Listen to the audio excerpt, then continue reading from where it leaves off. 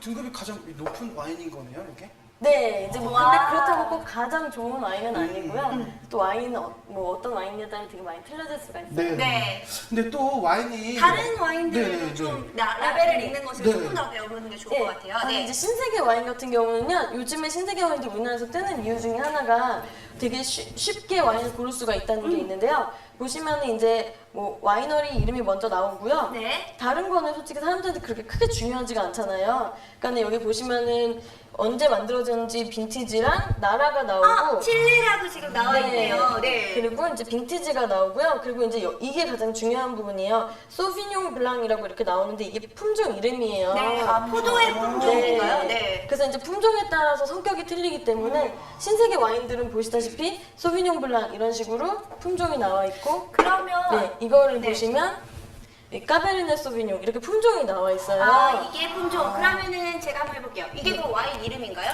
네. 와인 이름. 그리고 이게 빈티지 2009. 네. 아, 저도 하나도 몰랐는데 일단 이야기를 듣다가 보니까 이제 라벨을 이런 식으로 읽으면 되겠구나라는 생각이 좀 드네요. 네. 라벨만 보고도 이게 어떤 와인인지를 알 수가 있는 거네요, 그러니까. 네, 그러니까 대충은 이제 짐작을 할 수가 있는 거고요. 이제 프랑스나 이탈리아 이 정도 같은 경우는 좀 공부를 해야지 그래도 좀 더 많이 알 수 있는. 예를 들어서 여기 보시면 뭐 보르도라고 돼 있으면 네. 아 이거는 까베르네 소비뇽, 메를로, 까베르네 프랑이 세 개가 블렌딩이 됐구나 이런 거를 이렇게 알 수 있으려면 공부를 좀 해야 되겠죠. 그쵸. 아무래도 뭐 하루아침 사이에 배울 수 있을 거다라고 생각하지는 않았지만 그래도 라벨에 대해서 조금 알다 보니까 이런 거겠구나라는 생각이 조금 들기는 하네요. 네. 네, 그리고 또 이게 와인이 여러 나라에서 이게 만들어지잖아요. 그쵸? 그럼 이제 각 나라별로 이렇게 맛도 틀릴 것 같고 특색이 좀 있을 것 같아요. 네. 여러 지방에서 만들어진 것 같은데. 그러니까 이제 나라별로 와인 특색이 틀리다고 생각하시는 분들이 되게 많이 계시는데요. 네. 그거보다는 와인을 만드는 와이너리가 어떤 특색을 갖고 있는지가 훨씬 중요하고 그 땅이 어떤지가 되게 중요하기 때문에 뭐 이 나라는 이런 와인의 이런 맛이 있겠다 이런 거는 좀 잘못된 생각이 아닐까. 보통 이제 여자분들이 이제 남자분들 이제 데이트할 때 이런 거 많이 하거든요. 저는 칠레산 와인밖에 마시지 않아요. 뭐 이런 이야기 많이 하는데 그게 좀 잘못됐구나. 아무래도 이제 이 와이널리가 굉장히 중요하고 와이널리에 따라 맛이 다르다 뭐 이런 이야기가 되겠네요. 네. 네, 그리고 이제 와인을 먹다 보면 저는 이렇게 레드 와인이 뭐 고기랑 먹을 때, 네. 화이트 와인은 생선 요리 이렇게 제가 기본적으로 알고 있는데 와인은 이렇게 어울리는 음식들이 또 있을 것 같아요. 여러 가지 네. 음식들이 있잖아요. 근데 지금 말씀해주신 게 딱 맞는 게요.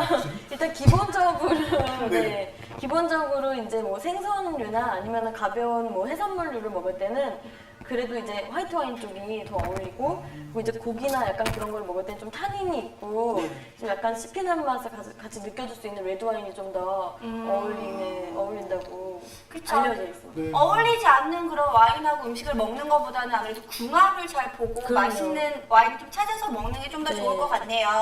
자, 근데 이 와인의 맛이나 뭐 와인의 종류에 따라서 테이블 이거 뭐라 그러죠? 매너 같은 것도 좀 달라지는 건가요?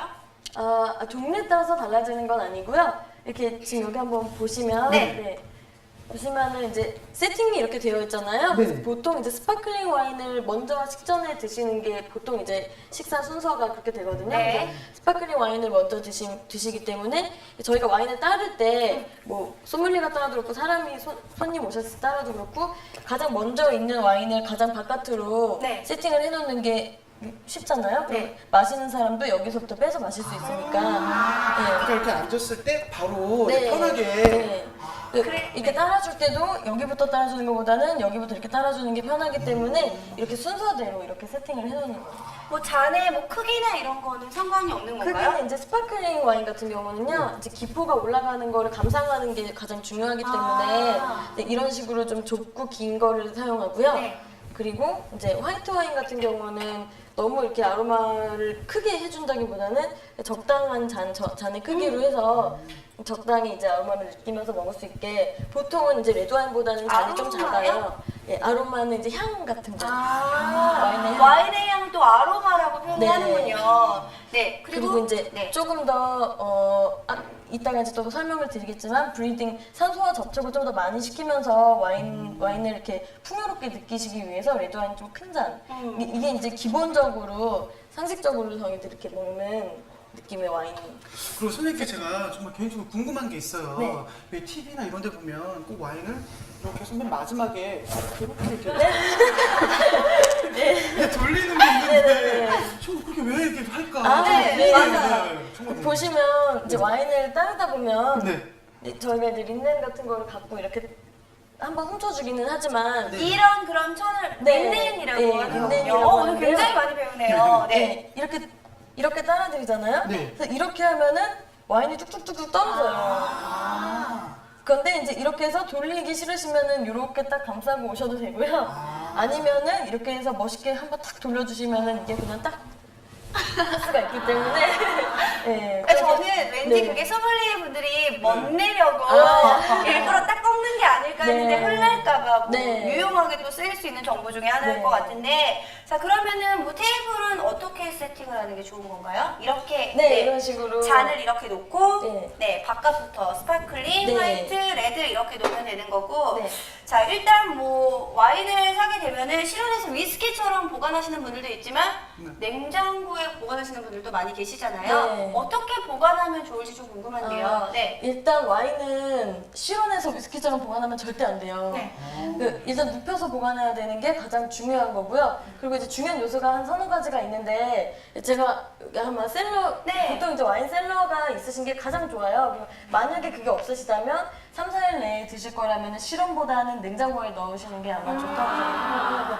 그게 한번- 왜 중요하냐면요. 네. 와인은 온도에 따라 정말 민감하기 때문에 제가 이쪽으로 네. 네네. 온도에 따라 민감하기 때문에 와인을 보관해야 되는 온도가 있어요. 그래서 이제 여기 셀러를 예를 들면은 와인은 빛과 온도와 진동에 가장 민감해요. 아, 빛과 온도와 진동 진동. 세 가지. 네. 그래서 예를 들어서 이제 자외선을 받으면 안 되는, 그러니까 자외선 받으면 와인이 변질이 돼버리거든요. 네. 그러니까 자외선을 차단해주는 곳에 있어야 되고, 근데 이런 뭐 와인 셀러 같은 경우는 그런 기능성을 다 갖추고 있기 때문에 이제 보시면은 이건 와인 자외선 차단된 그런 와이너리예요, 유리예요. 자외선 차단되는 게 가장 중요하고 보시면은 온도 조절 칸이 있는데 네. 보통 이제 시원하다. 예. 네.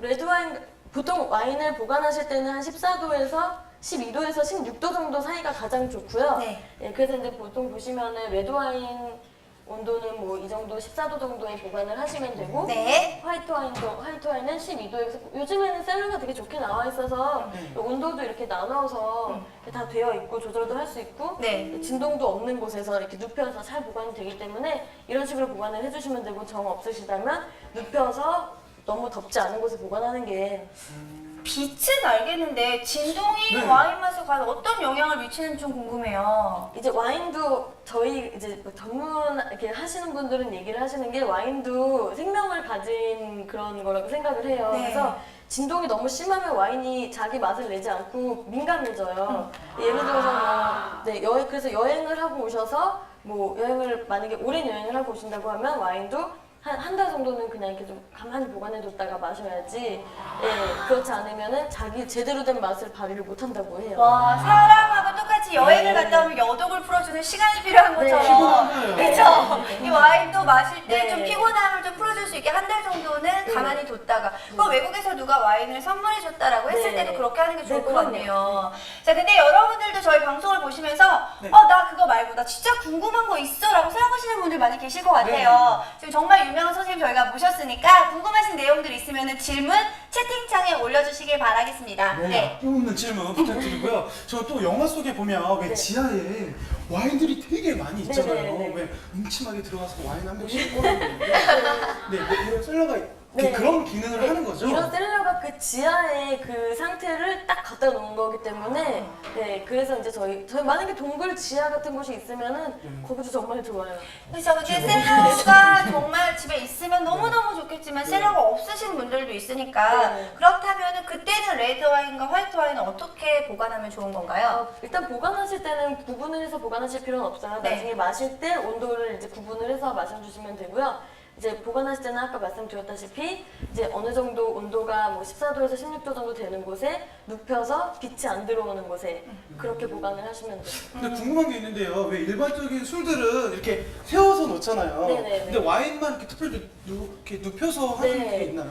왜냐면요, 와인이 이제 코르크가 있잖아요. 네. 근데 이 코르크가 되게 민감해요. 그러니까 이것도 이제 그런 나무다 보니까 민감해서 코르크 때문에 와인이 상하는 경우가 거의 70-80% 되잖아요. 아, 네. 네. 근데 이제 코르크는 항상 촉촉한 걸 유지를 하고 있어야 돼요. 네. 근데 이렇게 보시면은 이거 한번 보여드릴게요. 보시면은 여기 와인이 지금 여기까지 차 있잖아요. 네. 여기까지 차 있고 코르크는 이 정도에 와 있어요. 그러면 이렇게 세워놓으면은 코르크는 지금 아무런 액체와 접촉이 없잖아요. 네. 그리고 알코올이 있기 때문에 알코올이 자꾸 이런 코르크 쪽으로 올라가고 있어요. 그러면은 이 코르크가 상하게 되는 거예요. 네, 그래서 곰팡이가 생길 수가 있어요. 그렇게 되면 상하고 와인 맛이 완전히 변해버리거든요. 그래서 코르크를 촉촉하게 유지시켜주기 위해서 이렇게 눕혀놔야 되는 거고, 한 가지 또 말씀 안 드린 게 보관하실 때 습도가 한 70도 정도, 70% 정도가 있어야 돼요. 습도도 또 어떤 네. 영향을 미치는 거예요? 습도도 마찬가지로 여기 코르크가 여기만 있는 게 아니라 이쪽에도 있잖아요. 네. 그래서 이쪽에 아무리 이렇게 막혀 있어도 공기와 접촉이 되거든요. 네. 그렇게 될 때 너무 이제 건조해 버리면 여기가 말라버릴 수도 있잖아요. 코르크가 건조하지 않게 와인으로 밖에서 습도로. 네.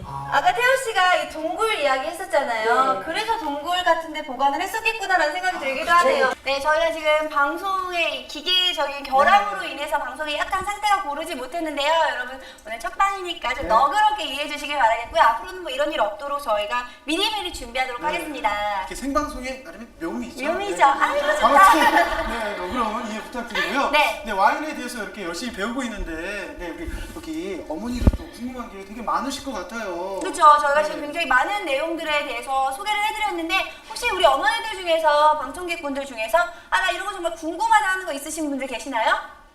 네. 네. 보통 와인은요, 단게 마시는 건지 아니면 약간 신맛이 있어 마시는 건지 와인이 맛있다고 그러면 어떤 맛을 느끼는 건지 그쵸. 저는 사실 와인 먹을 때 스파클링 와인 같은 좀 달달한 와인이 좋은데 어떤 게 맛있다 뭐 이런 기준이 있는 건가요? 아니죠. 이제 그거는 정말 개인의 취향이기 때문에 자기가 단맛이 좀 나고 스파클링 이런 게 더 좋으면 나는 이런 와인이 제일 좋다 이렇게 말하면 되는 거고요. 네. 정말 그렇기 때문에 와인은 개인 취향이 다 있어서 네. 이 와인은 모든 사람한테 맛있는 와인이다 이런 말은 정말 말이 안 되는 거예요. 아무리 유명한 와인이어도 네. 본인이 느끼기에 맛이 좀 없다, 네, 그러면- 맛있다. 그럼 난 이건 아무리 비싸고 유명해도 난 맛 없어 이렇게 그냥 말하면 돼요. 그쵸. 어떤 분들은 좀 드라이한 맛이 맛있다 뭐 네. 이런 분들도 있고 좀 달달한 게 맛있다라고 하시는 분들도 많이 계신데 지금 저희 채팅창에 질문이 하나 올라왔습니다. 네, 그리고 네. 방청객 우리 어머니들 질문 많이 하시는데 맞다. 선물을 저희는 그냥 있을 수가 없어요. 그쵸. 이렇게 저희가 오시는 분들이 방송만 보시는 게 아니라 직접 네. 오시면은 저희가 중요하게 또 소정의 선물도 함께 드리도록 할 테니까요. 여러분들 방청 신청 www.lgstudio.co.kr로 많이 해주시길 바랍니다. 네. 자, 저희가 아까 질문이 하나 올라왔다고 제가 잠깐 말씀을 드렸는데 구입 후 1년이 지난 와인 과연 먹어도 되나요? 라는 질문이 올라왔습니다. 그쵸? 이게 장 담근 것 같아요. 네. 1년이 지났는데. 근데 저도 있어요. 저도 집에 선물 받아갖고 안 먹은 와인이 하나 있거든요. 근데 여기서 또 궁금한 게 네. 오픈했는지 안 했는지도 궁금해요. 와인을 또 오래 두고 먹는 거 아닌가요? 어떠세요, 선생님? 일단 오픈을 했으면 네. 그거는 제대로 막아놨다고 해도 한 3-4일이 지나면 와인 맛은 없어지는 거고 정말 좋은 건 그날 그냥 땄을 때 다 마셔줘야 되는 거고 네. 다음날이 지나도 와인 맛은 변해요. 그럼 오픈하지 않은 와인이면 어떨까요? 이제 아까 보관이 정말 중요하다고 말씀드렸잖아요. 그래서 네. 정말 제대로 잘 보관을 했다면 이제 또 와인에 따라서도 되게 틀려요. 와인은 수명이 다 틀려서 사람처럼 뭐 평균 연령 막 이런 게 있는 게 아니고 이 와인은 뭐 3년이 최장시간 이제 수명 시간이다. 아니면 어떤 와인은 30년간 보관해도 된다. 이런 와인마다 특징이 있기 때문에 네. 이제 어떤 와인일지는 잘 모르겠지만 보통 보관을 잘 하셨으면 마시는 데는 문제가 없습니다. 드셔도 됩니다. 네. 그쵸. 오픈하지 않았을 때예요. 오픈하셨으면 그러면은 이제 식초로 식초? 네 쓰시면 돼요. 와인을 그래서- 식초로. 네, 와인을 좀 오래 놔두시면은 네. 이렇게 오래 계속 놔두시면 그게 식초로 변해요. 네. 그래서 보통 프랑스에서는 그렇게 일부러 만들어서 샐러드 식초로 쓰고 막 그러시기도 하세요. 와, 이거 굉장히 좋은 질문인 것 같아요.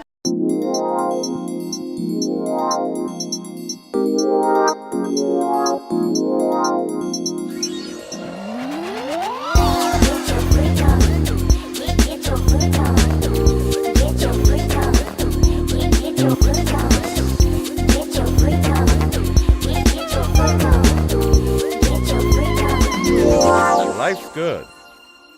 Live is life.